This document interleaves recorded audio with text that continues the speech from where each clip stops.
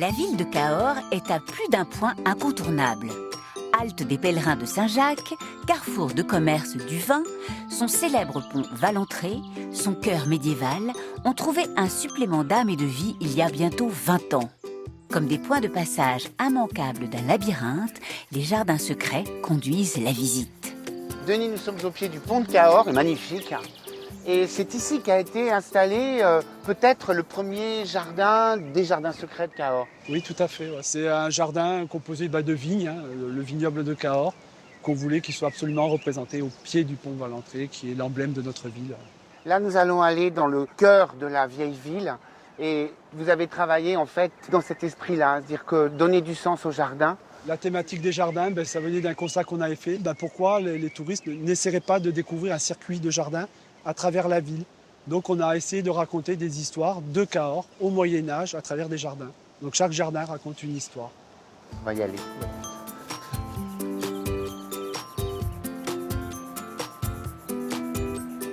Donc là, c'est le jardin des épices. Des épices, la place des épices, ouais. Donc la place des épices, c'est en rapport avec le commerce qui existait au Moyen-Âge. Le travail a été de partir justement sur cette idée-là. Ouais.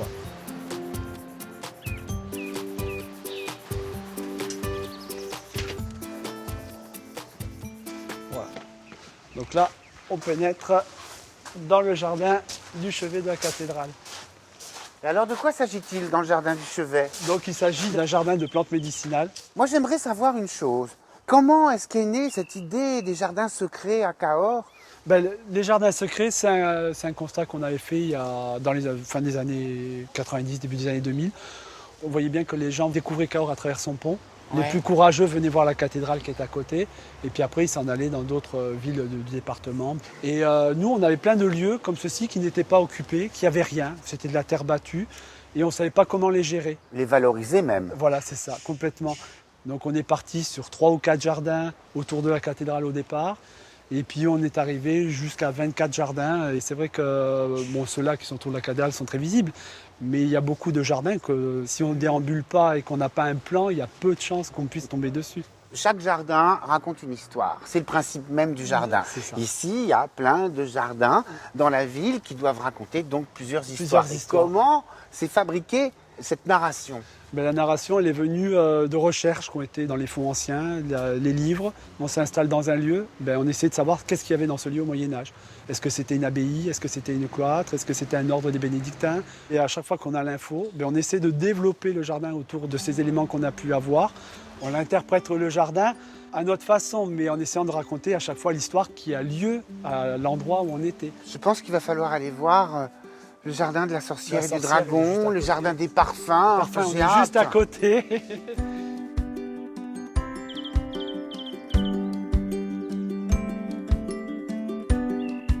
Donc là, on arrive sur le site d'un ancien hôpital.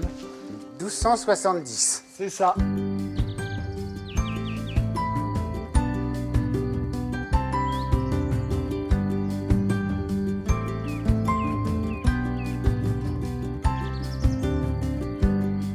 Là, quand on parle de jardin secret, c'est vraiment le cas, parce que là, c'est dans des endroits... C'est fléché. Donc là, on arrive dans le jardin mauresque. Donc on retrouve le bleu majorel avec les pots. Alors pourquoi l'implantation de ce jardin? Au départ, lorsqu'on l'a créé, on savait que dans le coin, il y avait une ancienne porte des morts. C'est étonnant de trouver cette luxuriance comme ça, au détour de petits chemins dans la ville. Et tout d'un coup, un peu de ciel.